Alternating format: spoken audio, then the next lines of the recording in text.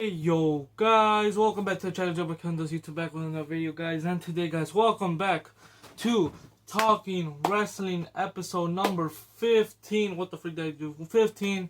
Big episode 15 of Talking Wrestling, guys. It's a big one. We have a lot to talk about. Two big events. One is Saturday Night Main Event. That's an event, and a PLE from NXT, which was incredible. NXT Battleground. And yeah, we have some SmackDown to talk about real quick, and then Raw. And yeah, that's about it. And then we have one huge thing to talk about, NXT. And that's the show, guys. So hopefully you guys enjoy the show. And then we have some breaking news also, which we'll end with. So hopefully you guys enjoy the video, guys. And as always, hit that like button, hit the subscribe and notifications on. And let's get started, guys. Talking Wrestling episode 15. And as you guys know, as of last week's episode, we're not editing. We're just talking wrestling and that's it. So no editing, just maybe like the like and subscribe. But I don't know, but we'll see. But yeah. So let's start off with SmackDown. We're gonna speed run through it because we have the two shows to talk about. So yeah, but we could take our time. Like I said, there's no editing in this, so yeah, don't have to rush. So yeah. So let's start off with a little cheeky Friday Night SmackDown. If I could find it, right there it is. So we do have some notes. So let me just yeet this out of here. If I don't have to have the notebook with me. Oh wait, guys, how's your day going, guys? Hopefully, you guys are having a great day. I'm having a decent day right now on a Friday morning, waiting for Friday Night SmackDown later with Cody Rhodes and John Cena about to be face to face. And yeah, guys, so let's get started, guys, with SmackDown. So we started off the night with a little promo between Alexa Bliss, Charlotte Flair, and Tiffany Stratton. Nothing too crazy, just them talking about that they're gonna be, champions. Charlotte Flair is gonna qualify. Alexa Bliss is in the Money in the Bank, and then there's this partnership between Charlotte Flair and Alexa Bliss going on, where mostly Alexa Bliss wants to be Charlotte Flair's friend, and Charlotte Flair is rejecting her. So I don't know where they're going with that storyline, but then Tiffany Stratton comes out and says she's like, it's gonna be Tiffy time, and as long as she has the WWE Women's Championship. That Charlotte Flair said that, what did she say, that I think Tiffany Stratton caught them vintage, and that was a huge pop. So I don't know what the hell's going on, but just a little decent promo to start off Friday Night Night SmackDown, and then we move on to the qualifying match, which has Charlotte Flair versus Julia versus not Alexa Bliss, Zelina Vega. So who's gonna qualify? We end this pretty good match, opening match for SmackDown by Julia advancing. Charlotte Flair has a figure 8 on, and then Julia does like a little stomp on Charlotte Flair on her ribs, I guess. And then a little, what's her finisher called? A little, I guess the Northern Lights bomb to Zelina Vega, and 1, 2, 3. Julia's going to Money in the Bank. I was about to say WrestleMania. What the hell? So yeah, she's going to Money in the Bank. I freaking love Julia. I can't wait to see her performance in Money in the Bank, and honestly give the Money in the Bank to her. I don't care. She's new. I don't care. She deserves it. She's one of the best wrestlers in the world, in WWE, in the world, in my opinion. And if Stephanie Vaquer was in the Money in the Bank, I would 100% choose Stephanie Vaquer. But Julia is a second, she's one of my favorites in NXT, and now in the main roster, she's one of my favorites too. And honestly, give it to her. I don't want to be mad at all. Just like that, she wins the Money in the Bank. She does have to cash in right now. She could have a whole year to get more over with the crown and then cashing. But we still don't know. We still have 2 more left for the women's, but that's a good pick, Julia. So yeah, I wouldn't be mad if she wins. That's what I'm saying. But Julia advances. Then we have a little match between Ciampa versus Chris Sabin. Nothing interesting, just a one-on-one match, just more tag team stuff. And then actually Candice LeRae gets involved, Johnny Gargano's fiance or actual wife, I think. And she helps out Tommaso Ciampa. Tommaso Ciampa hits him with the big knee, yeah, he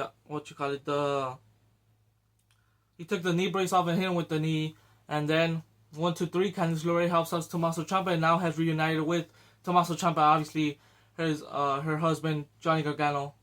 I can't wait for this. This is gonna be incredible. Finally, Candice LeRae is with Johnny Gargano and DIY, and with DIY, I guess, and this is gonna help out a lot of Candice LeRae. Hopefully, her career. Hopefully, this is a good stepping stone for Candice LeRae to get more involved in championship matches or something. But hopefully, this is a good thing. Obviously, Candice LeRae is with her, her actual family. So hopefully, it does good. So I'm liking Candice LeRae and obviously Johnny Gargano and Tommaso Ciampa's faction, I guess now.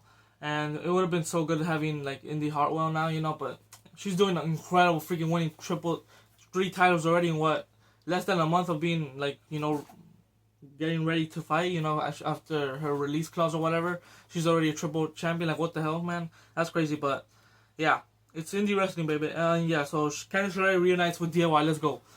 Can't wait for this. Then we have, you know, just Damian Priest and Drew McIntyre had more further Saturday Night Main Event match. They start brawling, and then, you know, then Damian Priest says he's gonna send Drew McIntyre to the hospital, and they keep fighting all over SmackDown. And yeah, it was a good brawl. You know, obviously the whole security comes out, everyone comes down, you know, trying to stop the brawl. But the brawl actually kept going for a little bit, so it was a decent brawl, and just added more to the Saturday Night Main Event match. Steel cage match. Then we had Mitchin and BFAB beat Alba Fire and Pepper Niven, you know, the secret Hervis or service, whatever it's called. Chelsea Grease team, basically. And yeah, nothing really crazy about the match. At least everyone's getting TV from these teams. Mitchin and BFAB, they do have some chemistry, but hopefully they, you know, do more to help, to, like, you know, to make us believe that they're actual tag team, because this is just a tag team put together, to be honest. But they got a first W, so that's good. So yeah, Mitchin and BFAB beat Alba Fire and Piper Niven. I mean, Piper Niven and Alba Fire have like a team name, so maybe they should have won, but who cares? At least they're on TV. Then we have, I believe, another tag match. JC Mattel and Jacob Fatu. You already know Jacob Fatu's over. I think it was Jacob Fatu's tag team partner versus Jimmy Uso, Yeet, and Ray Phoenix. I believe I think this was this match. And was it last week? Maybe, I don't even know, but no, last week they qualified. Maybe, I know Jimmy Uso was in the match, and for sure was JC Mattel. Maybe it was just Jimmy versus JC Mattel. I don't know, but there was people here involved. And Solo Sikoa was actually trying to recruit Jimmy Uso during the match. Maybe, you know, hinting that Jacob Fatu is going to go out. I'm pretty sure he's, like, that's the plan, Jacob Fatu. That's why they brought in JC Mattel, which now I believe he's Filipino, so he's not Samoan.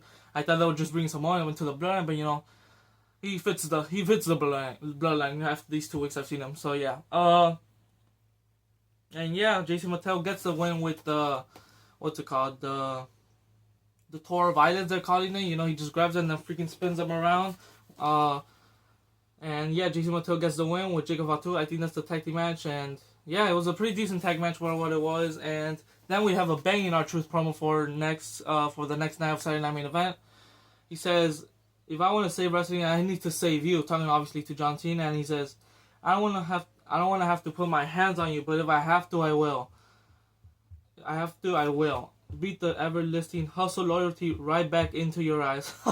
That's a freaking bar. He said he's gonna beat the hustle loyalty and respect back into John Cena. That's a freaking bar. I miss this serious R-Truth. Like, I know he could go in promos, and I'm freaking loving this side. I love this side of R-Truth on last SmackDown. It was freaking incredible. And yeah, and then he wants to save wrestling, and he wants to save John Cena. And he says at the end, if Cena wins, we riot. So yeah, that was a good promo from R-Truth. So yeah, more emotional side of R-Truth, I guess. He wants to save his childhood hero, so it makes sense. I love this promo by R-Truth 100%. Was one of his greatest promos ever. Then we have another qualifying match between LA Knight, Aleister Black, and I believe Shinsuke Nakamura. I would have been fine with either of this, because Shinsuke Nakamura, I don't know how hasn't won a world title. Money in the Bank would have been a huge win for him. And then, you know, eventually cash it in. Obviously, LA Knight is overdue of a world title as well. And Aleister Black, you know, he just came back. He's one of the best ever. He for sure could win a world title and give him a chance with the Money in the Bank. He'll do good with the Money in the Bank. But LA Knight steals the win after a Black Mass hits to Shinsuke Nakamura. It was kind of obvious that Shinsuke was going to take the pin. And it was just kind of a smart way. You know, Aleister Black did the work, get the Black Mass. And then LA Knight just got the cover, took out Aleister Black. So it's kind of keeping Aleister Black a little safe. And Shinsuke Nakamura, they just need to do something with him. Take him to another New Japan. Like, let him do stuff. Like, obviously still signed to WWE, but like, let him go to New Japan, do incredible stuff. Because we all want that. Like, we all want that Nakamura of 2017, you know, NXT vibes. But obviously, people get older. People, like, you know, they wingle down, like, you know, AJ Styles. But it's not. It's probably WWE's fault, because I know AJ Styles and Shinsuke Nakamura could go for sure if they wanted to. So hopefully they actually start picking up with both of them. And Finn Balor too. You know, this is just a lot of freaking. They have like, probably one of, if not the best wrestlers ever, and they're not even taking advantage. Like, 3 of them are Finn Balor, Shinsuke Nakamura, and AJ Styles. Just those alone could be a lot of people from AEW, from New Japan, from just everywhere all around the world, and they're not taking advantage of that. Hopefully they push all of those. So yeah, and then we end the night with Phyrexian versus Street Profits. What a freaking match, man! I knew this match was gonna be a freaking match of the year contender for sure, and it freaking was. And just SmackDown, like SmackDown and Raw, ever since they moved to Netflix, I was gonna say to NXT, they have been on fire. Like putting at least 1 or 2 good matches like every week, like Raw and SmackDown. Sometimes even in both shows, like they for sure been on fire. And this match was just proved it for the women's tag. Okay, I need to chillax for the tag team titles. They put on a freaking banger, but at the end, guys, as Montes Verge going for the splash, the lights go out. Wyatt 6 is back in this incredible match, and I don't care.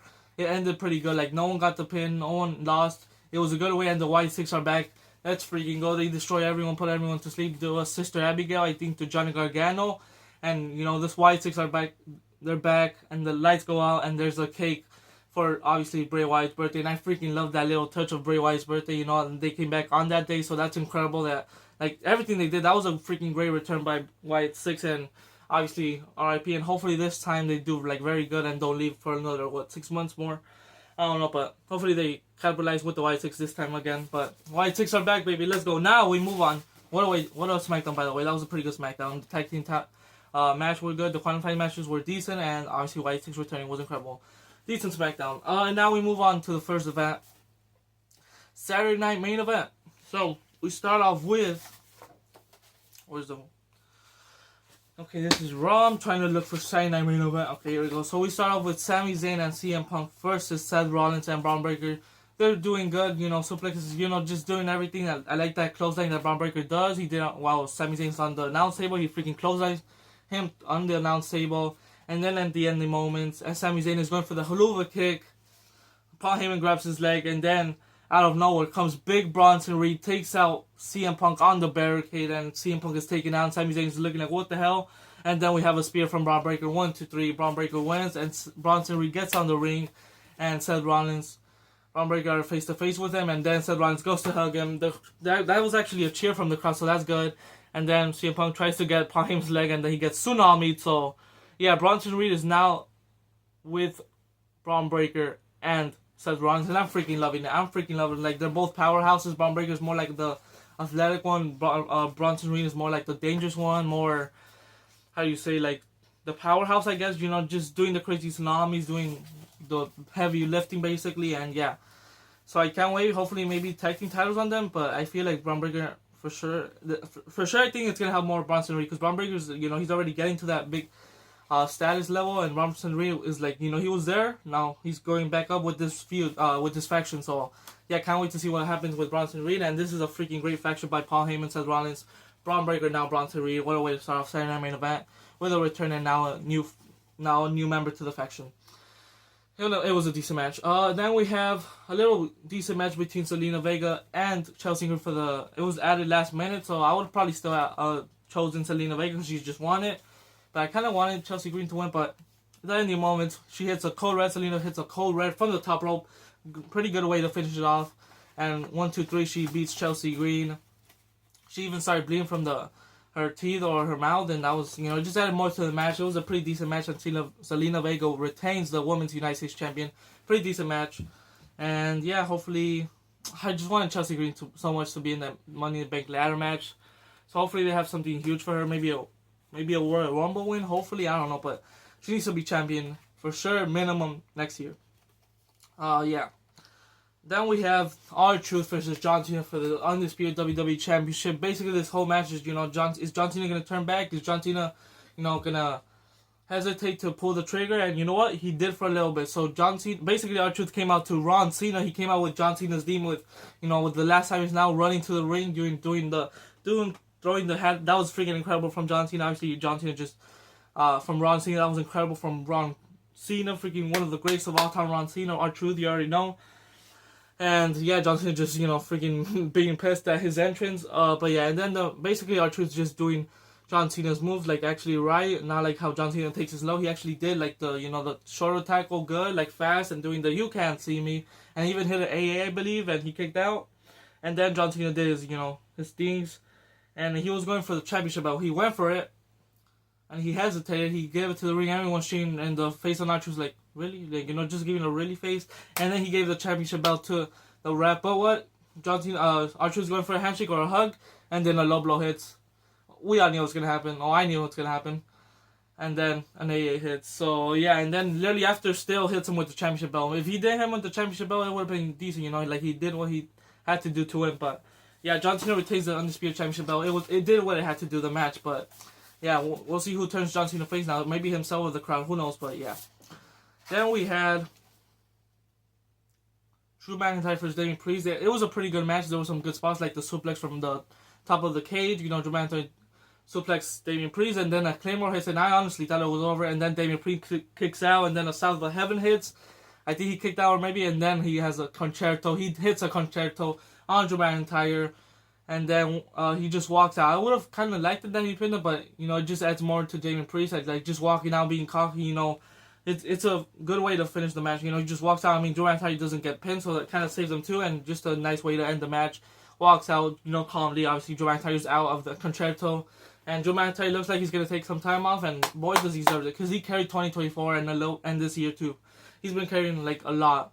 Since 2020, he's been carrying WWE for sure, so yeah. Drew McIntyre, well-deserved rest. Hopefully he comes back this year. Now, maybe Royal Rumble surprise, I don't know, but hopefully it doesn't take that long, but he does need for sure long breaks, because he's been on fire for sure. And Damian Priest beats Damian Priest beats Drew McIntyre. And we end the night with Jey Uso versus Logan Paul. There was some close encounters, you know, like Logan Paul doing the knockout punch, and Jey Uso kicked out, and then a splash hits, and I thought it was over, but then Jey Uso kicks out, and then Jey Uso hits a super kick, I believe, and then he goes for the splash, and then John Cena comes out, you know, like a little moments before he, you know, like, it would really suck if a YouTuber becomes World Heavyweight Champion. It almost feels like that would ruin wrestling. So that's John Cena's model. He wants to ruin wrestling, so he comes out, attacks Jey Uso while the ref is down. I don't know if he's down. I think he is down. And then, yeah, he attacks, and then here comes the Cody Rhodes return. Cody Rhodes is back. He is back. Cody Rhodes is back. Honestly, he could have taken a longer break, because he carried also, like, Drew McIntyre WWE. But he's back. The quarterback is back, like, and he even has a captain shirt, so Cody Rhodes is back. He comes for John Cena, and then Jey Uso hits the splash 1, 2, 3, and then Cody Rhodes challenges Cody Rhodes and Jey Uso versus Logan Paul and John Cena and Money in the Bank tag team match. As long as no Travis Scott is here, I'm decent with it. So yeah, it was a pretty good match, and Jey Uso wins. Thank goodness, you know, for sure Logan Paul will probably win the World Heavyweight Champion. It's kind of inevitable that's gonna happen, but yeah, great signing that main event. Now we move on to another freaking PLE great show. NXT Battleground. We start off with this, oh my god, this banger match. This match was a banger. Sol Ruca versus Kalani Jordan. Freaking hitting Spanish flies, hitting moonsaults and all that. Freaking hitting Sol Ruca for the freaking one of the greatest X Factors I've seen from the top rope. That was incredible. Onto Kalani Jordan. I don't know how that wasn't over. Then she was trying to do a poison Ronda, Kalani Jordan to Sol Ruca, and then she lands on her feet and does a freaking devastating spear. And to close the match, oh, what a freaking Soul Snatcher. Soul Snatcher hits. Sol Ruca is one of the best ever. She for sure should be the next women's champion, for sure. And yeah, Sol Ruca retains the North American Championship, the Women's North American Championship, and what a match. Yeah, what a match. And then we move on to the Cullen versus Hank and Tank, and I believe Josh Briggs maybe. The Cullen lose to them, and then Yoshi Inomura takes the chair off. I think is he them, or I forgot the other chick's name, but it's a blonde girl. And yeah, he's back. He's back from New Japan or Noah, wherever he's from, and yeah, he's back. Let's go. And yeah, the Cullen lose. Nothing really special. It's just a 6-man tag match. Then we have Stacks versus the Don, Tony D'Angelo. It was a pretty good match. At the ending, Luca Crucifino comes out as the Don hit like a choke slam, and he's kind of distracted from Luca, and then the ref is also distracted, and then a low blow hits from Stacks. He hits him with a drop kick to the back of the head, 1, 2, 3, and then Luca, you know, he was just there chilling. He didn't mean for the Don to lose, and he's just there. So we don't like Luca's in the middle of this. So this here is getting interesting, but I feel like Stacks should have won, and he did win. So that's a good win from Stacks. The dominating heel wins. Then we have a freaking breaking moment, I guess, from Miles Bourne versus Obafemi. Freaking Miles Bourne hitting, kicking out a fall from grace. I thought he was going to lose the first fall from grace, and he didn't. And it took 2 fall of graces from Obafemi to take out Miles Bourne. Miles Bourne just shows how good Miles Bourne is. He's for sure, he won, like, he didn't win me over, but, like, I knew he was great in the ring, but, like, he just, like, you know, like, he freaking shocked me, and he's for sure, becoming one of my favorites from NXT for sure. He's very good in the ring and almost won the NXT title, but Obafemi's just too good. It took 3, so that was good from. It took 3 fall from graces to end Miles Bourne. Just, you know, proves he's more dominated, I guess. And then the main event, Oh wait, no, Stephanie McCare versus Jordan Grace. Honestly, this should have been where Jordan Grace should have won the championship, but I think Jordan Grace is gonna get caught up to the main roster, so that's a good move. And also Stephanie McCare. Well, I'll talk about it later, but yeah, McCare hits a what you call it? It's Jordan Grace with the everyone's freaking saying even Booker T, obviously that's where they got it from, and everyone just hitting her face on the mat with her legs. That was I just freaking love that move. Everyone loves that move. If there was a move that everyone would love, that would be everyone's for sure move. It's just the impact, everything about it, if you know, you know. But anyways, and then she hits a SVB and she kicks out. I thought it was over there, like it almost freaking looked like he was gonna three the ref. Or I don't know, I forgot who the ref was. And then she kicked out, and then it took a thing like a spinning spiral tap or spinning moose, I don't know, senton, I guess, to take out Jordan Grace. But it was a fantastic match for sure. 4 to 5 star match in my opinion. I think it was like a 4-star match in my opinion. But it was a great match, Stephanie McCare. But I feel like if she was going to lose it, she should have lost in a PLE. Because let's just get straight into it. Jacy Jayne beats Stephanie McCare in NXT. Thanks to the help of Valiant Henley, I think. And she beats her. What the hell? Like, no, don't get me wrong, Jacy Jayne is incredible, but I feel like maybe Soroka could have, she could have lost it to Kelowna Jordan, and then she could have beat Stephanie McCare. I feel like someone, more like, not worthy enough, but, like someone more, like, that's gotten more over with the crowd. Jacy Jayne, that's a good dominant heel to win the championship. She does deserve it, but I don't know, man, like, that was unexpected. That was one of the most shocking titles ever, for sure, up there with Jinder Mahal. But yeah, Jacy Jayne is the new champion, and obviously it meant that Stephanie McCare is getting called to the ring roster, so that's freaking W. That's a freaking W, that's why it happened.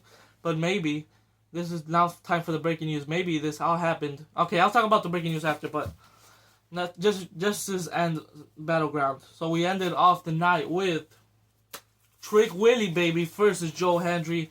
Joe Hendry doing rock bottoms, doing suplexes, doing all that. Even the rock bottom from Trick Williams to Joe Hendry on the announce table, that was devastating. At the ending moments, I think Trick goes for the belt. It stays on the mat, and then a freaking face first onto the freaking title, and then a Trick shot hits.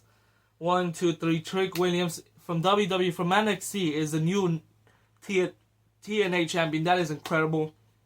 First time ever, Trick Williams makes history. He's wanted the NXT title, but what's better, the TNA title. He's been chasing the title. He's literally gone like full heel, or like gone like mad every week leading to NXT just for the NXT title, because he wanted a shot. Like every week he will get like, whether it's Eddie Thorpe or someone else like takes a championship shot. Now he's the the TNA champion. Trick Williams has made history, and yeah, hopefully that means Joe Hendry. I don't know when his contract's up, but he has to come to WWE soon. I can't wait for if we could get John Cena's Joe Hendry. So yeah, Trick Williams ends the night with the TNA championship. And now, what I was gonna say, I think Stephanie McCare, it's well deserved. She should have been in the main roster a long time ago. Same with Julia, and now she is. Same with Jordan Grace. Now hopefully she will be. I think Mariah May should be the next NXT Women's Champion, and same like Stephanie McCare, Julia, Jordan Grace. She should be only there for like a couple of months. Win straight for the NXT Women's Championship. Just take it off of Jacy Jayne. Hold it for a little cup of coffee or someone. Lose it to Soroka. Hopefully, Kelowna Jordan, even someone that deserves it.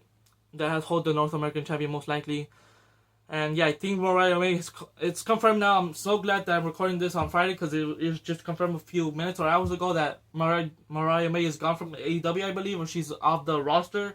So that only means one thing, hopefully, that she's coming to WWE. And also there's some rumors that she is going to WWE, like it's kind of already confirmed. So she's for sure like main roster bound in my opinion. But there's like, if they want a huge superstar like how Julia came in, Stephanie McCare, Jordan Grace came in, there you go, Mariah May. Just keep her, don't keep her a whole year. That's freaking crazy. Keep her for like maximum, I say like 5 months or 6 months even. But if they keep her more than that, I don't know, man. I mean, I don't think they even need that much power with Mariah May. But she for sure, hopefully, maybe even debut to Evolution 2. Also, Evolution 2 is confirmed. Let's freaking go, Evolution 2, a full women's PLE. I can't wait for that. It's gonna be incredible. I really wish AJ Lee and Nikki Bella were here. Like a lot of superstars. Hopefully, some legends are in the matches. Trish Stratus, Lita. I don't know. Hopefully, at least one legend is in Evolution 2. But yeah, it's gonna be a great Evolution 2. I'm freaking loving this. Hopefully they do this like at least every 2 years or something, because we do need an all-woman PLE every year at least. So yeah, hopefully Mariah May, she's for sure WWE. So I can't wait where she lands. For sure she needs to be in Raw and SmackDown. But maybe she goes to NXT first, you know, just wins the NXT Women's title in her first month, hopefully, and, you know, they do it right with her. So, yeah. But Mariah May is coming to WWE, hopefully. Is she coming to WWE? In my opinion, she is, and I can't wait for her. Where she lands, she's going to be awesome. She's for sure main roster bound, but whoever's, in my opinion, she's main roster bound. But where she lands, she's going to do incredible. So, yeah. Then, let's talk about Monday Night Raw. We start off with Seth freaking Rollins, you know, just saying his vision, introduce Bronson Reed, you know, he already introduced Braun Breaker, so he just introducing the vision to everyone that they're going to take control, they're going to dominate, you know, they're going to have full power of the main roster. So, yeah, no one comes out. I thought someone was going to come out. And that's about it, just the vision of Seth Rollins. And then we have another qualifying match between Penta El Cero Miedo against Chad Gable and Dragon Lee. At the end, El Hijo de Vikingo. Vikingo hits another super kick, or little kick to Chad Gable as he in the top rope. Dragon Lee does a stomp, and then a freaking Mexican destroyer to Dragon Lee, and then a Penta driver to Chad Gable. Penta, I knew it was going to happen, is going to Money in the Bank in Los Angeles. If he wasn't going to be in World Skyline, for sure he was going to be in the Money in the Bank. And when I saw he was in the poster, I knew he was going to be in the Money in the Bank. And I'm so glad. Honestly, like, Julia, give Penta the Money in the Bank, I would freaking love it. So, like, literally anyone in the Money in the Bank for both the women's and men's, I would freaking take. Even some former world champions, because it's part of a storyline. Like, everyone right now is a good way. Like, Solo Sikoa, it's like he hasn't won any title. That would be pretty good. Penta hasn't won any title in WWE. That would freaking be good. And they're both incredible, Solo and Penta, especially Solo after last year. And Penta has just been so good and dominating this year in his debut year. And what else? Just so many superstars, like, you know, okay, I'll talk about it later. But yeah, even in the women, obviously Julia, even Alexa Bliss, maybe. Okay, maybe not her because she's doesn't need it, especially with Y6 now. Hopefully they, you know, they bring her in again. So yeah, so I think she's going to that storyline instead of the women's Money in the Bank storyline, I guess.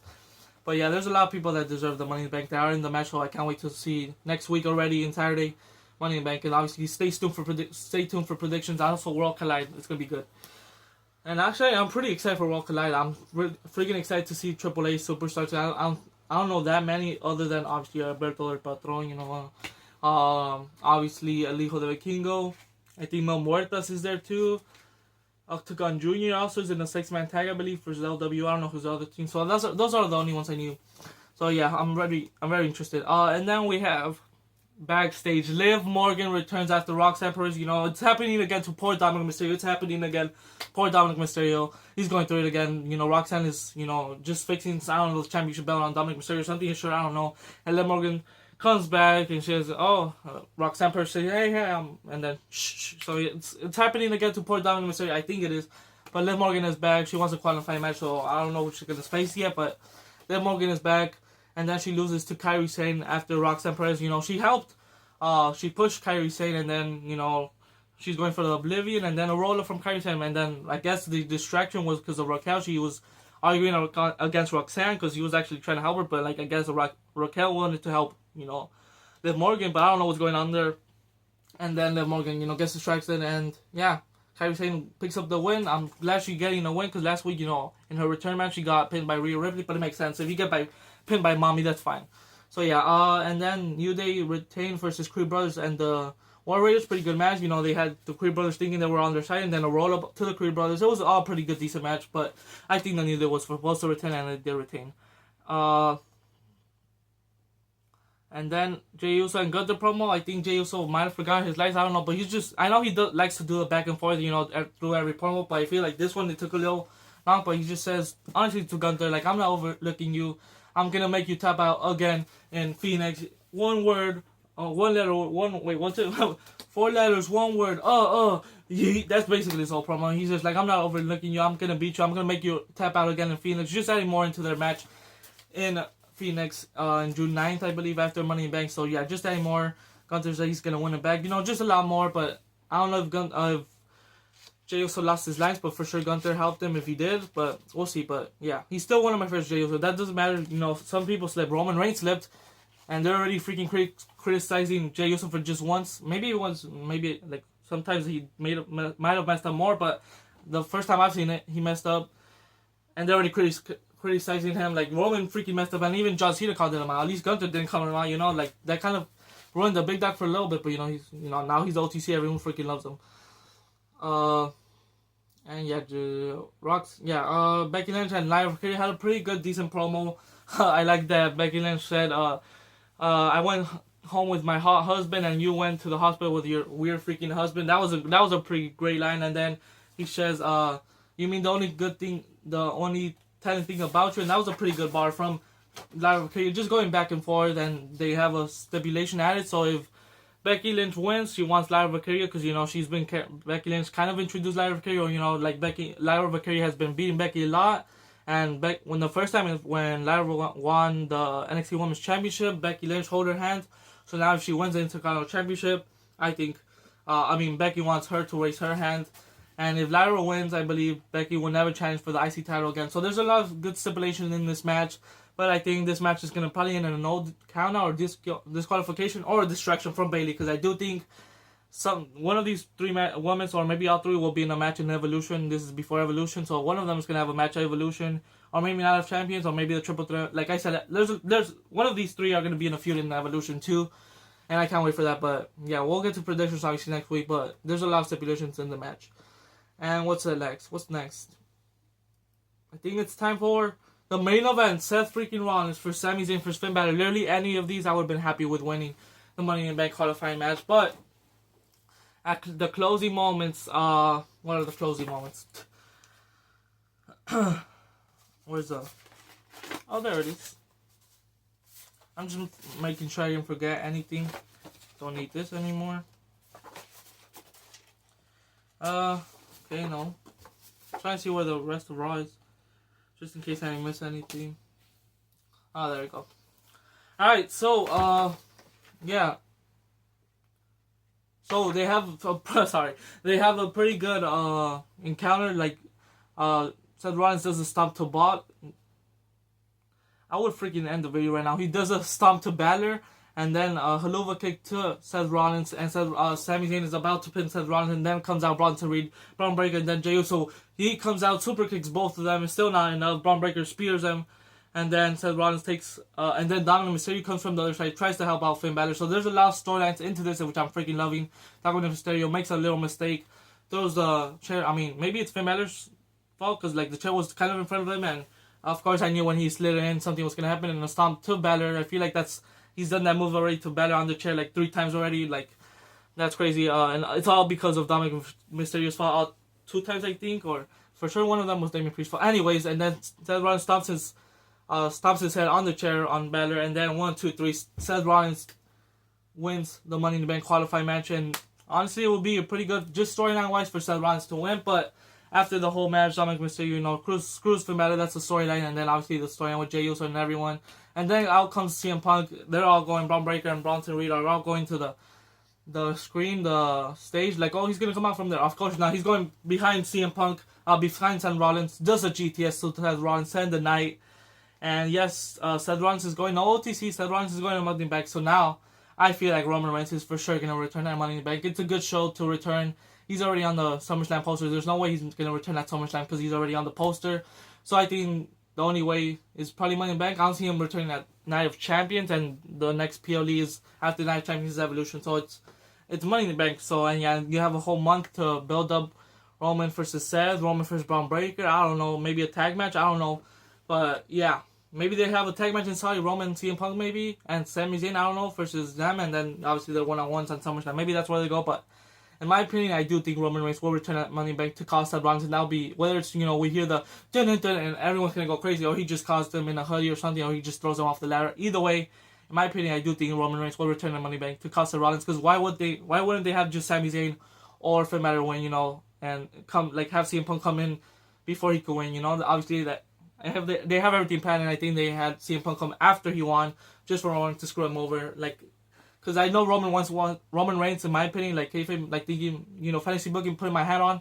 I know Roman Reigns wants to screw him over, and what's the best way to screw him over? Have him this close, having him in the match already, have him this close to win, have his hands on him, and then screw him over. So yeah, I think that's where they're leading. Roman Reigns comes back in the Money in the Bank, but for sure, I think that's the only way to have Seth Rollins lose it, to have Roman come back. So there's a lot of things going on in the wrestling world right now. I think Roman will come back in Money in the Bank. Mariah May is heading to WWE, hopefully, fingers crossed. And Stephanie McCarroll was a shocking loss to JC Jane. But hey, JC Jane might prove me wrong, but I think she'll be a pretty good, decent champion. Why always say premium? I don't know what I'm saying, but yeah. And yeah, Raw and SmackDown were pretty decent. Saturday Night Main Event was decent. Battleground was amazing. Every NXT PLE they do is amazing. So yeah, Stephanie McCare and Jordan Grace are hopefully main roster bound. I think Stephanie McCare for sure. Jordan Grace, I don't know, but she has to be. She's one of the best. And yeah, I can't wait. This main roster is getting stacked, and now even more with Mariah May hopefully coming to WWE. I can't wait. This is the Talking Wrestling episode Big 15. Thanks so much for watching, guys. As every episode, I'm freaking, botching myself. But hey, wrestlers do it. Why can't I? So yeah, thanks so much for watching, guys. Sorry I haven't been recording in a while, but yeah.